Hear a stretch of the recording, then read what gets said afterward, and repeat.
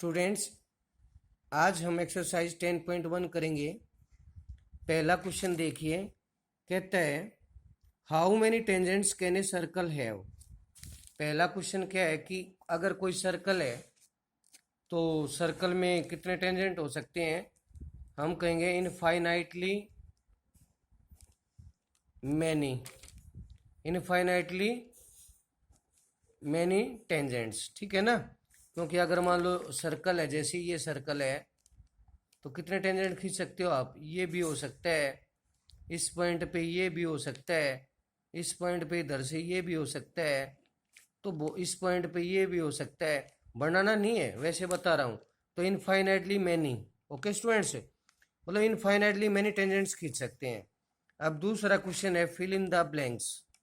क्या कहते हैं देखो, ए टेंजेंट, ध्यान से देखो, a tangent to a circle intersect it.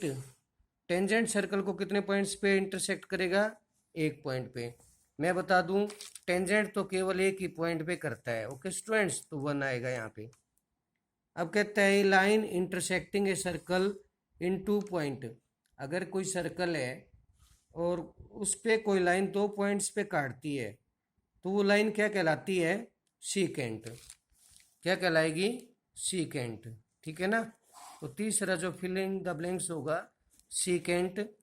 अगर कोई लाइन सर्कल को एक पॉइंट पे टच करेगी तो टेंजेंट, 2 पे काटेगी तो सीकेंट, ठीक है ना। अब है चौथा fill in the blanks, a circle can have parallel tangents at the most. मतलब पैरेलल टेंजेंट कितने हो सकते हैं, तो 2 हो सकते हैं इसमें, तो यहाँ पे लिखेंगे 2, ठीक है ना। पैरेलल तो 2 ही हो सकते हैं, एक ये है एक ये है, तो एक ये, तो 2 पैरेलल टेंजेंट हो सकते हैं। अब अगला क्वेश्चन है the common point of a tangent to a circle and the circle.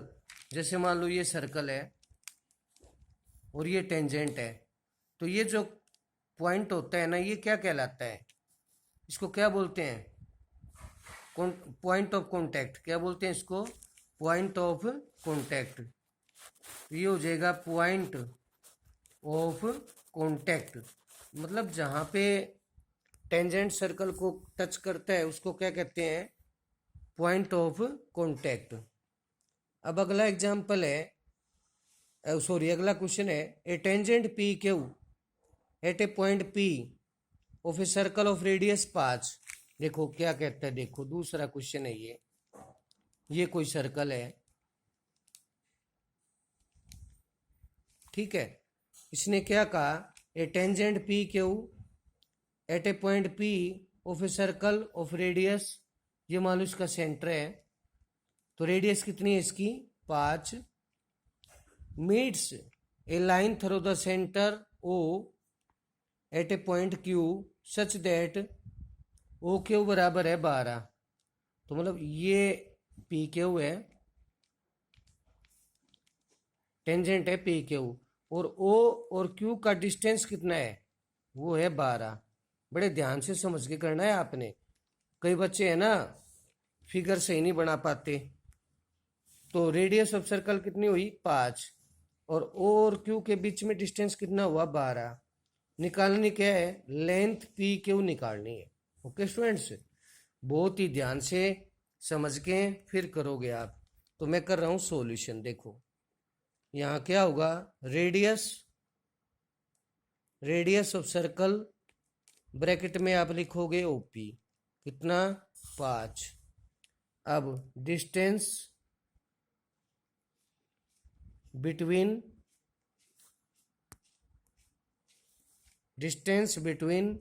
Point O and point Q, O और क्यू के बीच में distance between point O and point Q, और ब्रैकेट में क्या लिखूं, ओ क्यू बराबर क्या लिखूं, 12 सेंटीमीटर, ठीक है।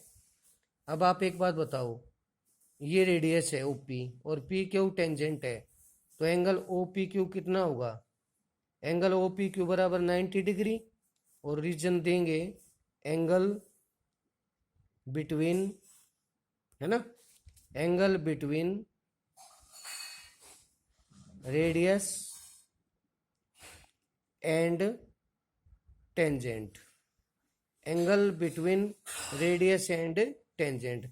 अब ये स्टूडेंट है, अगर एंगल ओ पी क्यू 90 आ गया तो ये ट्रायंगल भी राइट ट्रायंगल बन गई। अब लिखेंगे, देखो, in right triangle O P Q, O P Q right triangle है ना, तो 90 डिग्री के सामने वाली भुजा क्या होती है? हाइपोटेन्यूज होती है, ओ क्यू।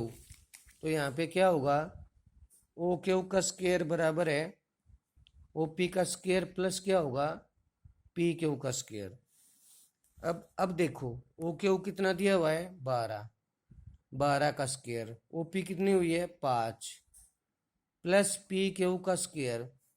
अब ये क्या हो जाएगा, 144, 5 का square 25, plus P Q square. ठीक है स्टूडेंट्स, तो मैं 144, 25 को इधर ले आऊँ, माइनस 25 बराबर क्या हो गया, पी क्यू स्क्वायर,